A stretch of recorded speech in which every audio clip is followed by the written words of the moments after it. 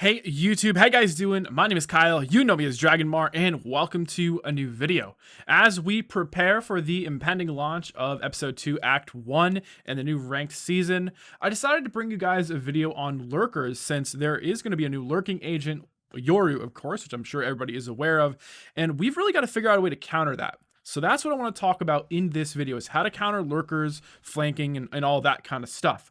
With that being said, if you guys are interested, I am going to be grinding a lot this season on Twitch. My goal, of course, is to hit top 500 now.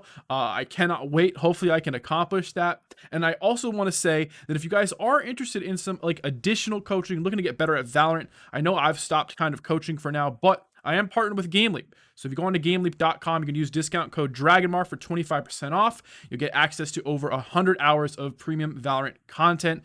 Get better at the game and support the channel. It's a great little deal there. With that being said, let's start the video. All right, so coming with tip number one is understanding what can avoid certain things that prevent flanks. And one of those things is a Cypher tripwire. So one of the most common tripwire spots in the game is on Haven here over towards A lobby. And they'll put a tripwire sort of right here on this ping. It goes across, hits the wall over here somewhere, and you cannot jump over it, right? This is very important to understand. You can't jump over it. So you're probably thinking, okay, how can somebody get past this? Great question. Like that, right? And it really is that simple. That's it. I just defeated your trip. Now, why is this so important to understand? Because Omen's not the only agent that can do that. Think of agents like Jet, who can updraft above certain trips, or even a Raze, who can satchel above them. There's going to be a lot of ways to get over trips. And now that we're introducing another agent with movement abilities, we're going to really have to pay attention to this stuff. So moving into next act, you guys want to be making sure you're paying attention to the composition of the team that you're playing and the possibility for them to get through these trips, right? Because you don't want to get caught off guard by this. On the same note, tip number two is about turrets, right? Killjoy's turret is one of the other ways you can really cover yourself from flanks. On Haven, once again, in Garden now, you'll often see the Killjoy place a turret right here in this corner, because this gives a nice little angle down here. Sometimes I'll actually place it here so we can see more. They can even cover mid sometimes, depending on where they place it. They might place something like this. Now, you're probably thinking once again, okay, why is this important? Because an agent like Omen, or like Jet, or like Brim, which we're going to see more of, can smoke off that turret, rendering it useless and then get around. If you or your team is not close enough to recognize a smoke is here, that's when you're going to get flanked. That's when people make the big plays on you. So it's really important to, once again, understand what agents are you playing, and do they have the capability of doing this? Can they make these plays? Because this is what stops you from getting flanked, is being like, okay, I know they have an Omen. I know we have a turret here. Let me make sure it's not smoked off. Let me check the mini-map. Let me go check the turret really quick. Maybe you're playing over here, right? And you're playing near mid. You back up for a second. You just take a quick look. Like, okay, turret's up, hasn't seen anything. I know I'm good to go. That's really important. A lot of people don't do that. They don't check this kind of stuff, and they run around thinking, one trip or one turret is all it's going to take to stop any kind of flank. It's not true. The abilities in this game allow these flanks to be taken. Now, coming in at tip number three is just general awareness. And this tip goes to everybody, not just players who are maybe playing a sentinel and do put the trips or watch the flanks and that kind of stuff, but just everyone on the team, right? If I have a Cypher teammate, and instead of the trip here, which I talked about, he puts like a trip here or something really low that can be jumped over, that's on me then to explain to him, hey, can you put this trip higher so they can't jump over it, right? Another really common thing you'll see with Cyphers is over here. They'll put a trip, and sometimes they'll put it like down here again, right? This is the simple stuff, guys. It's the general awareness of A, who's on your team? Who can cover flanks with abilities? Do we have a Cypher? Do we have a Killjoy? Then B, who's on the other team? What do they have? What can they use to get through these abilities? Do they have a Yoru? Do they have an Omen who can just shroud a step past stuff? What is their composition? This type of awareness is super important and so basic. I almost sometimes feel I don't need to mention it, but with this, it's really important. Is understanding, okay, at the start of every game, check and think. Who on the enemy team can flank and how can they do it and what can I do to prevent it? It's seriously, it gets you thinking, it gets you ready for these type of situations, and you're not going to get caught off guard so often. All right, tip number 4. You guys have heard me talk about this a lot. It's running a default. Defaults really counter flankers hard because generally speaking, the default lasts long enough to the point where the flanker doesn't really have, or the lurker doesn't have the opportunity to get in the position they want to be in. So if you guys don't know what a default is, once again, I'll just say it briefly. It's when you're covering every lane passively. So you've got a player C long, watching C site, watching the C hallway push. You got a player over here second mid, watching garage doors, player up in window, watching the mid push, mid steps, and then you've got a player top lobby or garden, watching either sewer or long, or you can have multiple players there as well. That is running a default. Very, very important to understand that when you run a default, you are playing passively, you're playing for information, and part of that info is to see, okay, when we're 30 seconds into a round, is a guy going to start pushing up sewer, right? And can I counter that? Can I get a free kill on him when he pushes? A lot of what people do is instead of running a default, they'll just go all in. They'll have all their team over here C lobby, you'll see, or C long. You see this all the time. They start pushing in, one smoke, counter flash, this entire team backs up. Now, guess what? No map control. No map control. The lurkers are coming through. They're getting into position. Maybe players are pushing up mid, going into window or something, right? This is what we're trying to avoid, and that's why running a default is so, so important. Tip number 5 when it comes to countering lurkers or flankers is either pressure or info gathering abilities. So you want to either apply pressure or use abilities that get info for you. One of the best ways to apply pressure is smokes. So if I throw this smoke here, chances are any sort of push on A will probably stop. Anyone who's trying to get aggressive and flank us on A is probably going to stop because now they're worried about the push. Or if I smoke mid, deny vision in mid, most likely no one is going to push through the smoke. If they do, obviously kill them. Make sure you check up top here as well. No one's probably going to make this push and get into this corner, right, in courtyard. You know what I mean? These smokes are so good, but that's not even a half of it, right? We've got agents like Sova, who can shoot an arrow, get vision for us. We've got agents like Sky, who can throw a flash. If it connects with somebody, she'll shout it out, let you know who's there. That's the type of stuff we're looking for.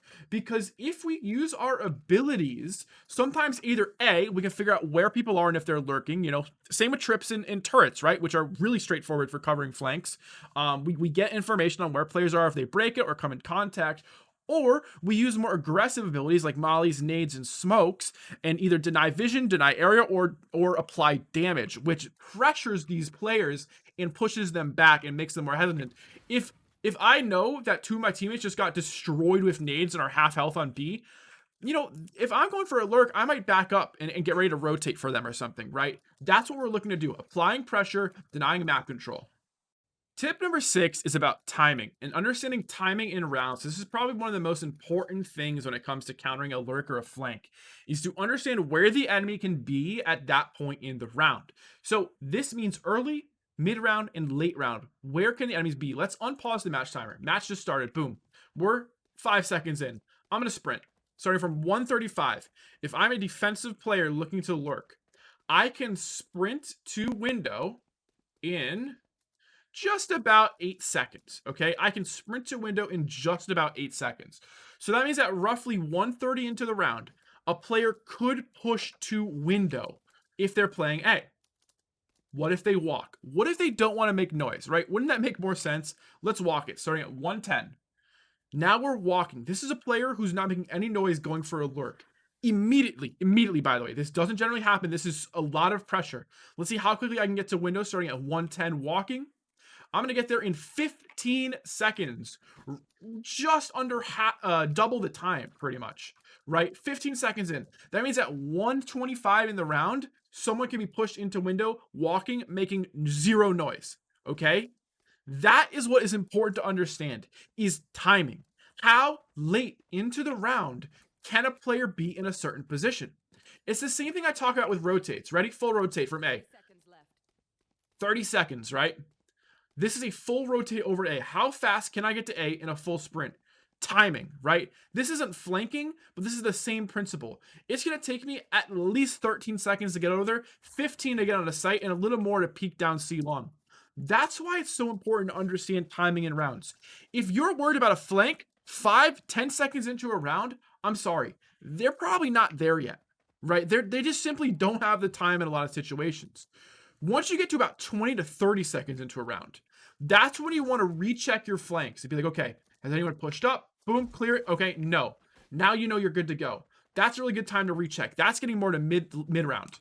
But once you get past about a minute into the round, anywhere from 50 seconds onwards, you're in late round at that point, right? That's when you can expect an enemy to be almost anywhere on the map if you do not have vision. And that's when you need to play differently.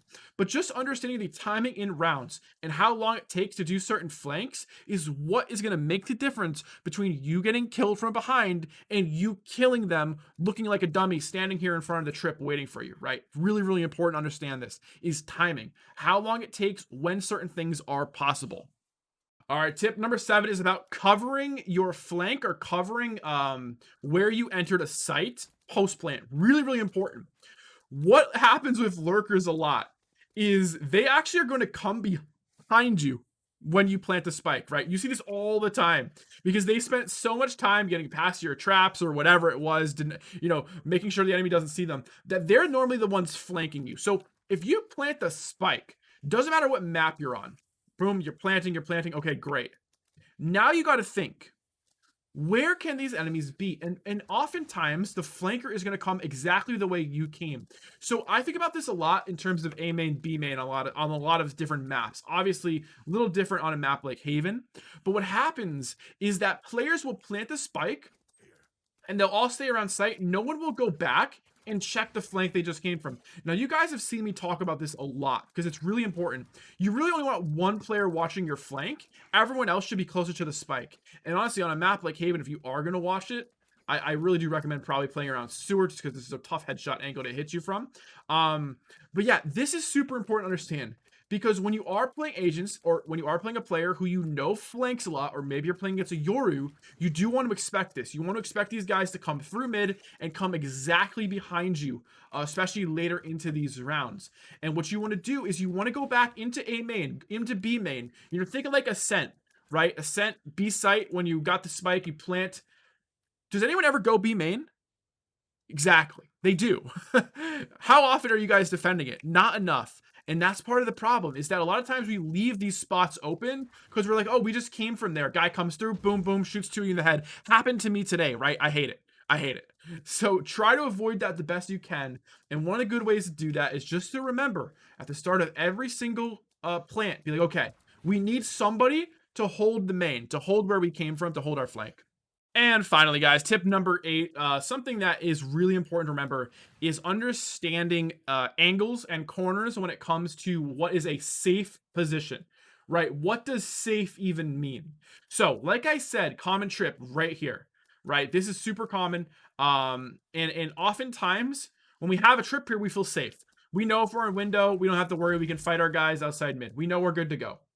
But what happens when we want to go back to A? Right, this trip has been guarding us, but it only guards from here this way. It doesn't actually guard towards sewer, right? So, what do people do? I'm safe. Don't worry about me. Guys in this corner, shoots him in the head, okay? Big tip here is to understand that anything past what is being guarded is not safe, and to clear it as such. So, whenever you come through here and you have this trip, you check this corner. Always. Obviously, you can clear this one a little bit better. You can even get up here sometimes and see the guys. You need to clear these corners. Same goes across the map, right? This goes for every map. I'm on Haven right now, but this goes for everywhere. If you have this trip right here, because this, by the way, obviously where the spawn door is, super common here. Nope, you're checking this every time. I sat here the other day. 3 guys walked past me. Second guy actually looked at me and killed me. I would have had a 3K if he didn't check, right? Thankfully he did. Well, not thankfully for me, but that's exactly what I'm talking about. Not enough people check these angles. You cannot think and lull yourself into a false sense of security just because you have a trip somewhere, or just because you had a player playing there holding that, or just because it was smoked off or you have a turret. No, you always have to check these angles. Do not be lazy when it comes to this. Takes half a second. Boom. Okay, move forward. All right, guys, that's going to do it for the video. Hopefully you found this enjoyable. Honestly, talking about flanking, it's pretty straightforward stuff, but I still thought it's worth discussing because obviously with Yoru coming out, we're going to be seeing a lot more flanks. So learning how to cover that is going to be important. If you guys are interested, I am streaming every day on Twitch, twitch.tv/Dragonmar. Would love to see you there. Make sure you leave a like on the video, comment, subscribe. Let me know what you want to see next in the comments, and I'll see you next time. Take it easy and peace.